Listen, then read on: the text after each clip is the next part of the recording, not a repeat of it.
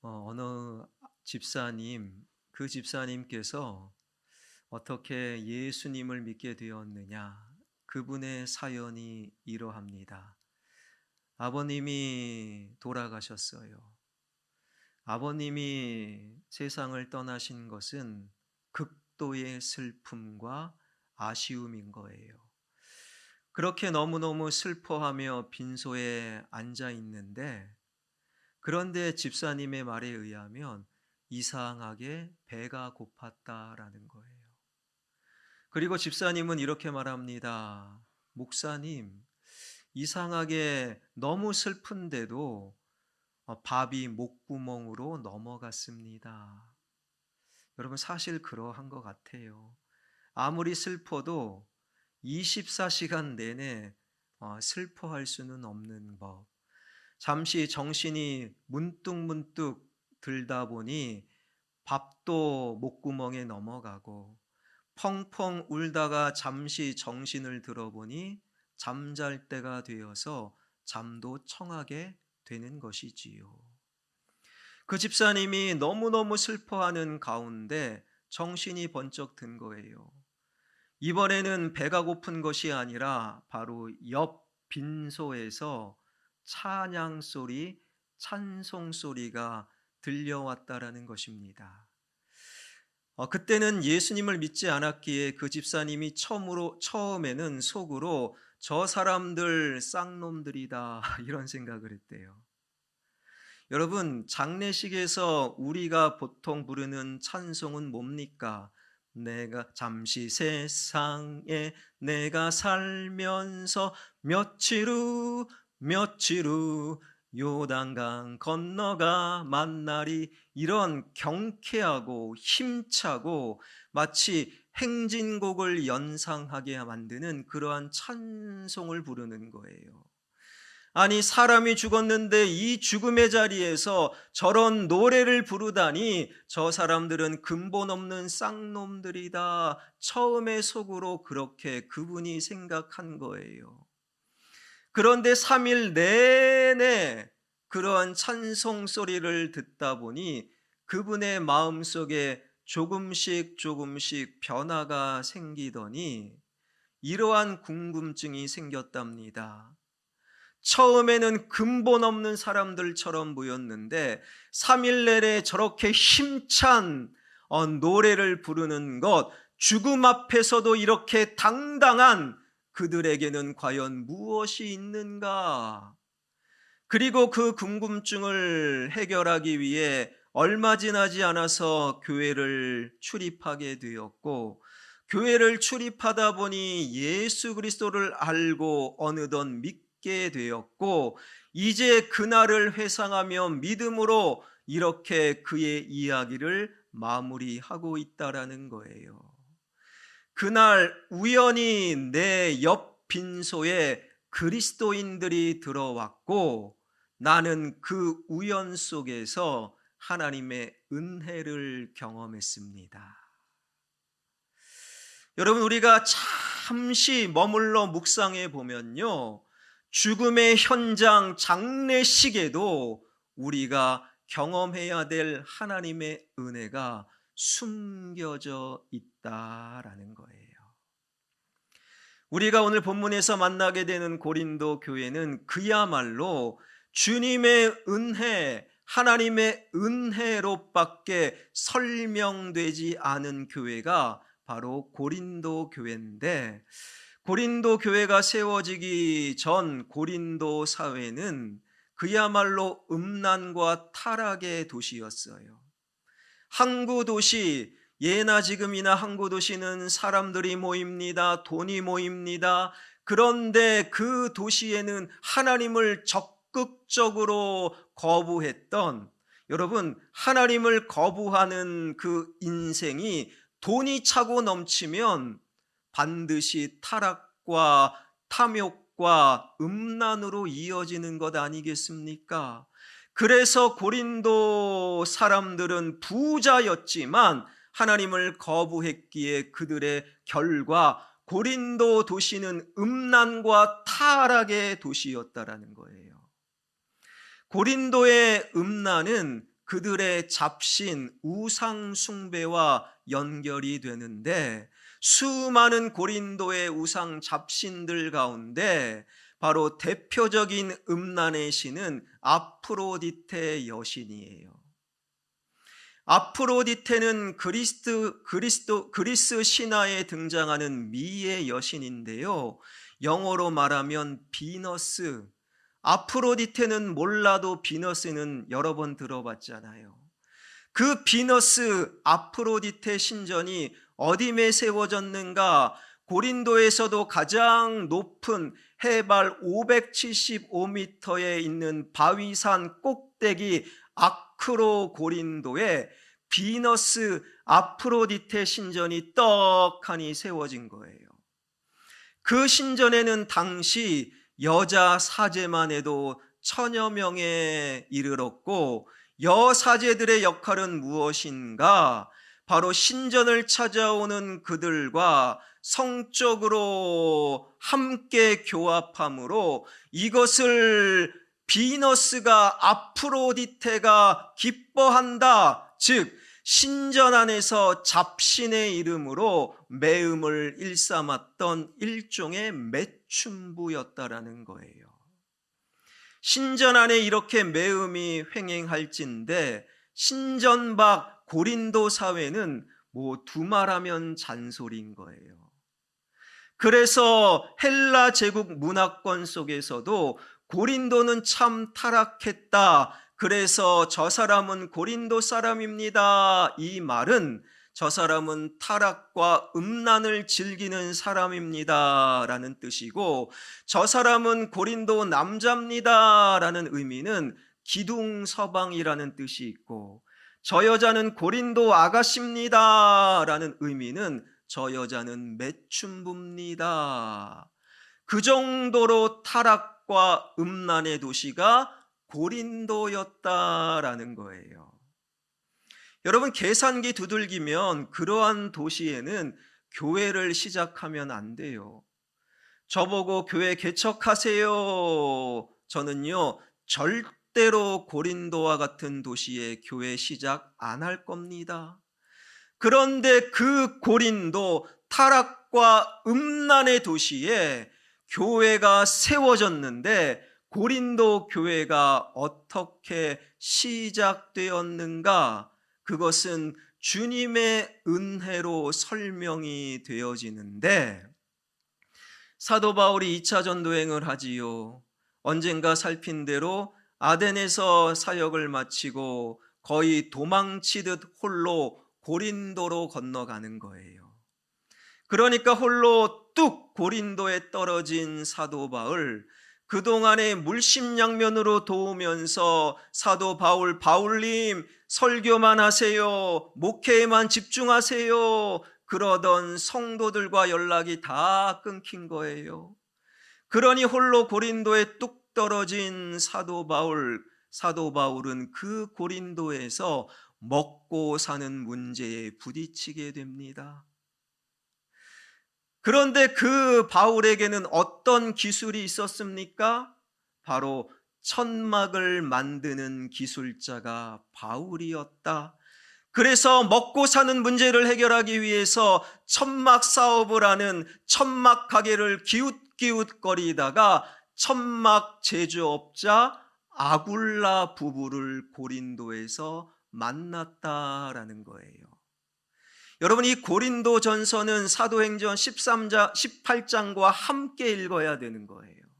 저는 지금 사도행전 18장 이야기를 쭉 이어가고 있는 것이지요. 아굴라 부부는 아주 크게 천막 사업을 하는 사업가로 마침 손길 바빴는데 잘됐다. 천막 기술자 바울과 함께 천막을 만들어 팔고, 그리고 성경에 보니 아굴라 부부를 만나 바울은 좀 편하게 안식일에 회당에서 복음을 전했고 1년 6개월 동안의 고린도에 머물며 복음을 전한 결과 고린도 교회가 시작되었다라는 거예요. 알겠습니다. 바울은 그렇게 고린도까지 오게 되었는데 그렇다면 천막 제조업자 사업가 그 아굴라 부부는 어찌 고린도 그 타락의 도시까지 몰려오게 되었습니까? 지도 하나를 보여주세요. 이 지도에 빨간 글씨로 쓰여 있는 네 도시를 우리는 기억해야 됩니다. 유대 예루살렘, 그리고 저 위에 아시아 대륙 본도, 그리고 저 끝 이 지중해 연안을 완전히 먹어 삼킨 로마 제국의 수도 로마, 그리고 바울과 아굴라 부부가 만난 고린도, 이 네 도시를 제가 간략하게 설명드릴게요. 원래 아굴라 부부는 유대 사람, 예루살렘 유대 사람들이에요. 그런데 아굴라가 태어난 곳은 저 멀리 아시아의 본도에서 태어났습니다. 아니, 왜 유대 사람이 본도에서 태어났습니까? 예수님 오시기 전 주전 586년 유대 예루살렘이 바벨론 제국에 멸망당했기 때문에 아굴라의 할아버지의 할아버지가 이 유대 예루살렘을 떠돌다가 아시아 대륙 본도 땅에 정착했고, 아굴라는 저 본도에서 태어나게 된 것이지요. 그런데 때마침 이 지중해 연안을 장악했던 로마 제국은 정책적으로 이 식민지 사람들의 통행과 이주를 자유롭게 허용을 한 거예요. 아시아 대륙 이 본도 땅보다는 제국의 중심, 수도 로마로 진출해서 아굴라 부부는 아주 크게 천막 사업을 진행한 거예요. 그렇게 큰 사업을 합니다. 먹고 살만합니다. 넉넉합니다. 그런 아굴라 부부의 인생 가운데 뜻밖의 청천벽력과 같은 소리가 들렸으니, 바로 당시 좀 거의 이상한 황제 글라우디오 황제가 바로 약간 오해를 한 거예요.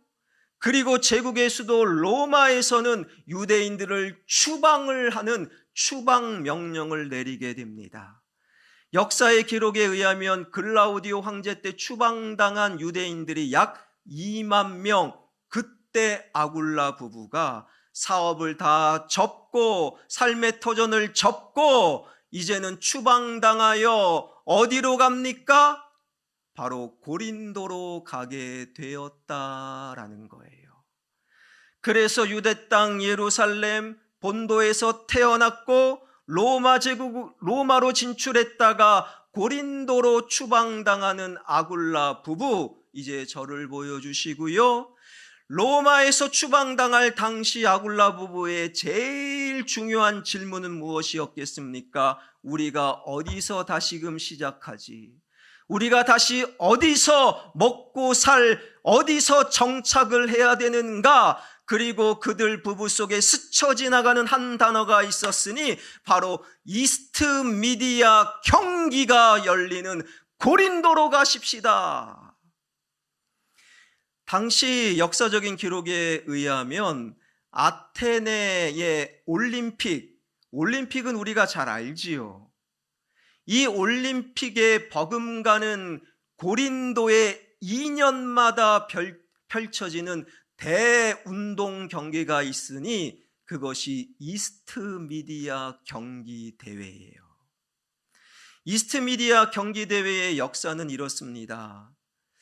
로마 제국이 고린도를 집어삼킬 때 고린도가 완전히 멸망을 당하지요. 그때가 주전 146년경 고린도의 멸망과 함께 이스트 미디아 경기 대회가 폐지가 됩니다. 그렇게 약 100년을 방치해 두었다가 로마 제국의 황제 카이사르가 고린도를 대도시로, 항구가 있으니까 대도시로, 서울은 한강의 기적, 마찬가지로 고린도를 대도시로 다시금 부흥 재건할 때 100년여 만에 이스트 미디어 경기대회가 주전 44년경에 재개가 된 거예요. 그리고 약 100년이 흘러 아굴라 부부가 로마, 그 수도 로마에서 추방당할 때 이스트 미디어 경기대회는 고린도의 축제 중에 축제가 된 거예요. 운동 경기와 함께 음악이 어우러져 많은 도시와 많은 나라에서 참가 선수들이 참가하고 구경꾼들이 몰려드는, 여러분, 저는 개인적으로 올가을에 펼쳐질 그 월드컵을 기대하고 있잖아요. 월드컵을 능가하는 2년마다 이스트 미디어 경기대회가 고린도에서 펼쳐졌는데, 그야말로 고린도에는 인산인해를 이루고 돈 많은 자들이 돈을 물쓰듯 쓰는 축제 중에 축제가 이스트 미디어 경기였고, 그때 숙박시설이 부족한 거예요. 수많은 사람들이 먹고 잘 수 있는 숙박시설을 임시청막으로 대신했던 시기, 이스트 미디어 경기대회 천막이 필요하다, 천막 제조업자였던 그 아굴라 부부가 로마에서 추방을 당하며 고린도로 향할 수 있었고, 고린도에 정착한 그때에 손이 필요한데 마침 천막 기술자 바울이 자기의 집에 취업을 했고, 그 바울을 만나 예수 그리스도의 이름으로 사역의 동역자가 되었고, 드디어 바울과 그 아굴라 부부의 사역을 통해 고린도 교회가 세워졌다라는 거예요. 바로 고린도 전서 1장에는 그러한 이야기가 숨겨져 있는 거예요. 이러한 생각을 해봅니다. 만약에 유대 예루살렘이 멸망하지 아니하였다면, 만약에 당시 로마 황제가 제국의 식민지 사람들을 통행과 이주의 자유를 허용하지 아니하였다면, 만약에 이스트 미디어 경기대회가 재개되지 아니하였다면, 만약에 바울이 천막 기술자가 아니었다면, 바로 세계사의 흐름, 역사의 흐름, 개인의 삶 속에 만약에로 우연히 마침이라는 이름으로 다가오는 그 모든 사건 속에 하나님의 은혜가 숨겨져 있는 거예요. 그 하나님의 은혜로 바라보니 나라가 망했는데도, 그 주님의 은혜로 바라보니 내 사업을 접어야 하는데도, 그 주님의 은혜로 바라보니 죽음의 현장 속에서도 또 다른 더 큰 은혜로 출발하는 시작이 될 수 있다라는 거예요. 사랑하는 성도 여러분, 바로 그 주님의 은혜가 당신의 절망과 당신의 안 좋은 일과 반대로 당신의 좋은 일 속에 그 주님의 은혜가 숨겨져 있음을 우리는 꼭 기억해야 하는 거예요. 그 주님의 은혜로 바로 고린도 교회는 시작이 된 것이지요. 여러분, 타락의 도시입니다. 음란의 도시입니다. 제 아무리 계산기 두드려봐도 답이 안 나오는 그런 곳에는 교회를 시작하면 안 되는 그러한 고린도 그 도시에 주님의 은혜로 교회가 시작되었다면, 그래서 그 교회를 통하여 희망을 노래하며 천국을 소망할 수 있다면, 고린도 교회 성도들은 그 주님의 은혜를 잊지 말아야 하는 거 아니겠습니까? 그런데 고린도의 성도들은 그 은혜를 다 까먹어 버렸어요. 여러분 꼭 기억하십시오. 주님의 은혜 잊어버릴 때 내 삶과 나의 가정과 나의 일터와 우리 교회와 이 나라 이 민족 위에 반드시 문제와 어려움이 찾아온다라는 거예요. 그러니까 고린도 교회에 얼마나 많은 문제가 생겨났습니까? 그 문제를 듣고 사도 바울이 여러 편지를 썼는데 그 중에 하나가 고린도 전서였다라는 거예요. 우리가 읽었던 오늘 본문에서 발견하게 되는 고린도 교회의 문제는 무엇입니까? 성경이 말하기를 분쟁의 문제였다. 오늘 본문 12절입니다. 다 한번 읽겠습니다. 시작. 내가 이것을 말하거니와 너희가 각각 이르되 나는 바울에게, 나는 아볼로에게, 나는 게바에게, 나는 그리스도에게 속한 자라 한다는 것이니. 그러니까 바울이 고린도에서 1년 6개월간의 사역을 마감하고 이제는 고린도를 떠나지요. 그 떠난 자리에 걸출한 영적 지도자 아볼로도 찾아왔고 게바 즉 베드로도 찾아온 거예요. 그리고 고린도 성도들은 나는 게바가 좋아, 나는 바울이 좋아, 나는 아볼로가 좋아, 아볼로님은 말을 너무너무 잘해, 나는 완전히 아볼로 팬이 되었어. 아니야, 사도 중에 사도요, 남성다운 베드로가 최고지. 무슨 말이야, 우리에게 복음을 전하고 우리 이 교회를 개척한 바울님이 최고야. 이렇게 팔을 나누었다라는 거예요.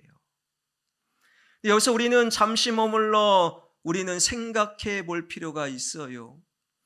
여러분, 내가 누군가를 선호하고 좋아하고 그를 중심으로 모이고 생각이 맞고 마음이 통하는 그런 사람들과 교제하고 밥도 먹고 여행도 가는 것, 여러분 그것이 사실 무엇이 문제가 되겠습니까? 그럴 수는 있다고 봅니다. 그러나 교회에서 절대로 하면 안 되는 것을 고린도 교회는 하고 만 거예요. 11절입니다. 11절 말씀.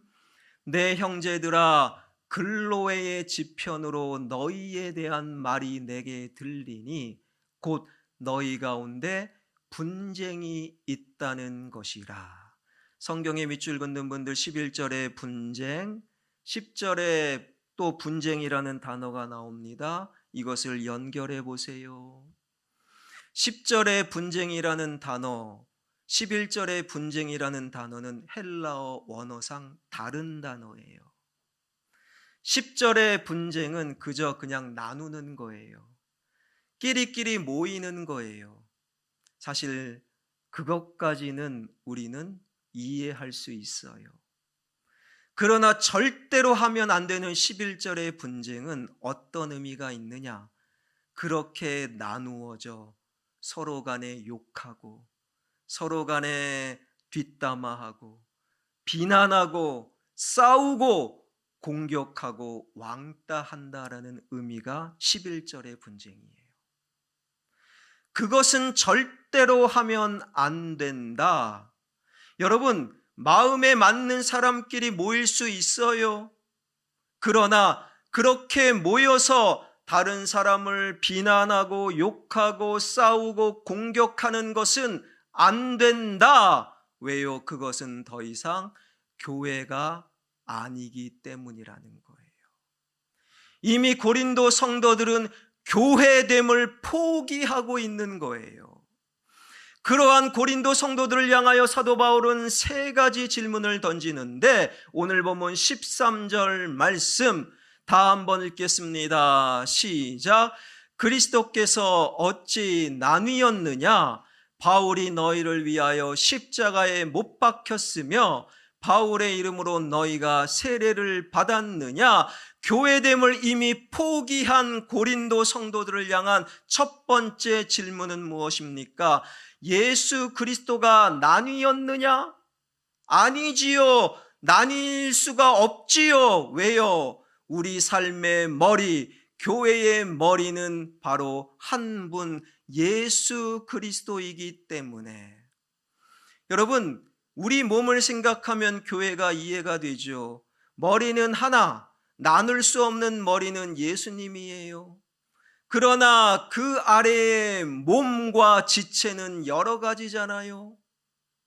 아볼로파든 게바파든 그리스도파든 바울파든 의견이 달라 나눌 수 있어요. 끼리끼리 모일 수 있어요. 그러나 머리 대신 예수님을 기억할 때 예수님 앞에서 내 생각 내려놓고 내 주장 꺾고 내 마음 포기할 수 있는 것이 바로 교회다. 머리 대신 예수님을 기억하라. 두 번째 질문은 무엇입니까? 바울이 너희를 위하여 십자가에 죽었느냐? 아니지요. 이 두 번째 질문은 바울파, 바울을 지지하는 바울파를 염두에 두는 거예요. 여러분, 사람은요, 자기를 좋아해주고 자기를 칭찬해주고 자기에게 박수를 쳐주는 그 사람들을 또 좋아해요. 고마운 거예요.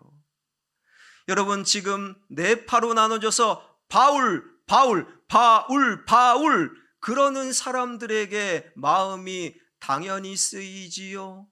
그런 바울파를 향해 내가 십자가에 죽었느냐? 너희들이 바라보고 너희들이 박수치고 환호할 대상은 내가 아니라 예수 그리스도다. 십자가의 예수님을 바라보고 십자가의 예수님을 찬양하라. 여러분, 그런 진정한 성도들은 목사님에게 서운합니다, 그래서 삐졌어요, 이런 말 절대 안 하는 거예요. 세 번째 질문은 무엇입니까? 바로 바울의 이름으로 너희가 세례를 받았느냐? 아니지요. 바울이 세례를 집례하긴 했지만 예수의 이름으로 세례를 베풀었잖아요. 여러분, 세례의 의미는 무엇입니까? 예수의 이름으로 지난날의 나의 삶을 청산하고 이 세례를 통하여 이제는 나는 예수와 함께 살겠습니다. 세례는 정확히 예수로 죽고 예수로 삽니다. 그것이 바로 세례의 정확한 의미.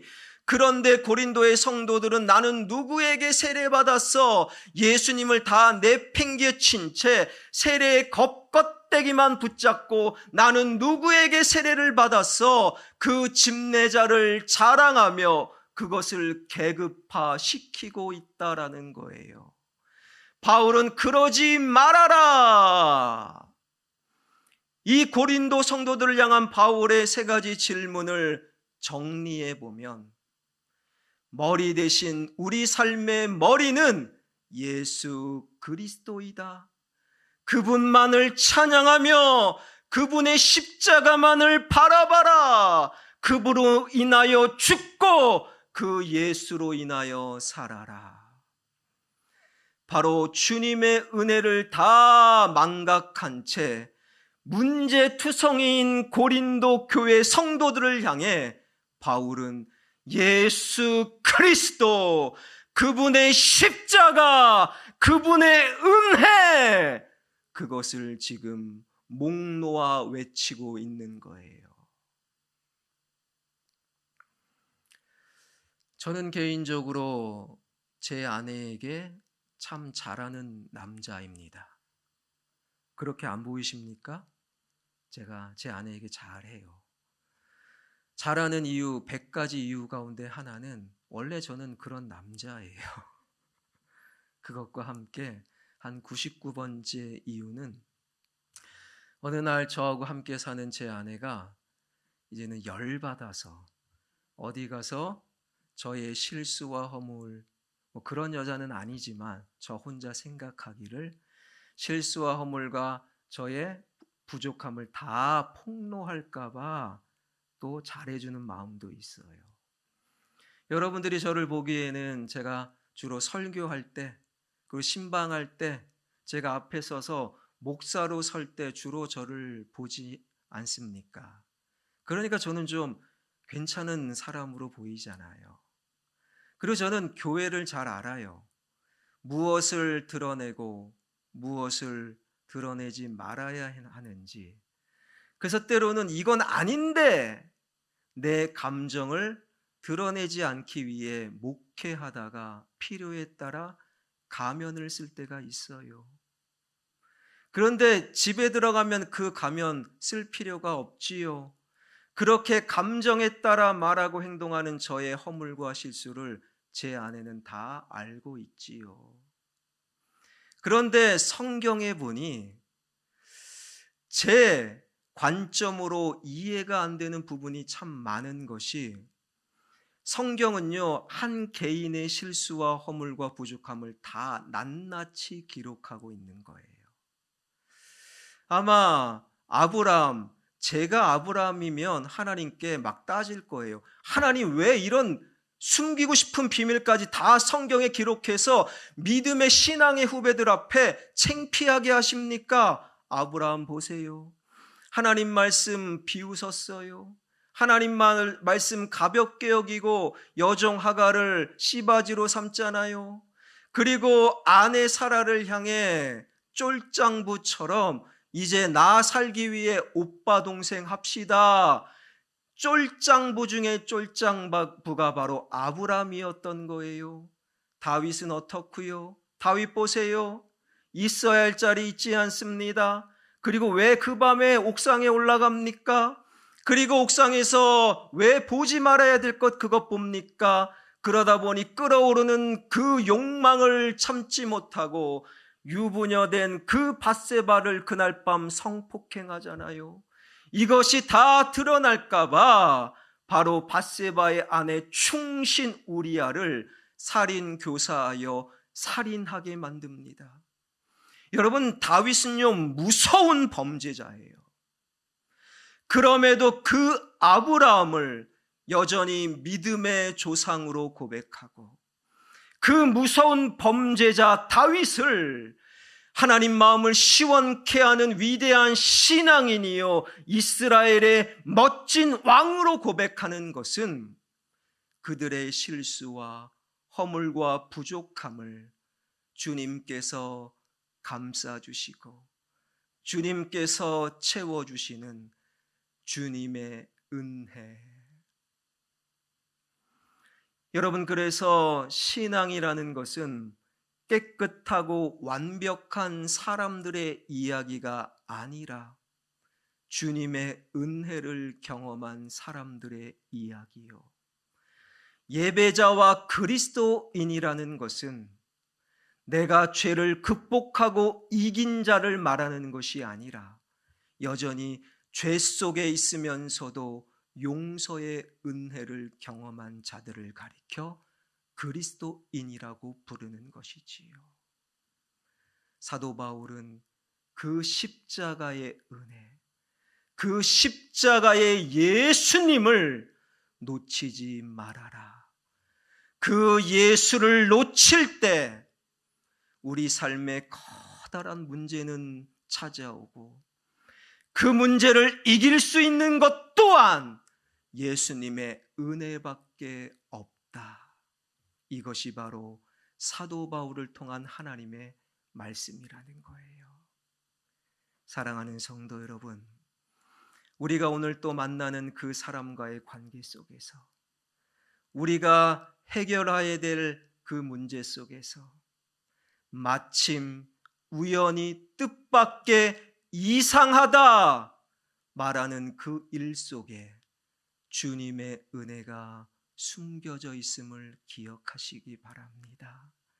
그 은혜를 발견하며 그 은혜를 헤아리며 십자가의 주님의 은혜를 누리며 오늘을 살아가는 은혜의 사람들 되길 주님의 이름으로 축원합니다.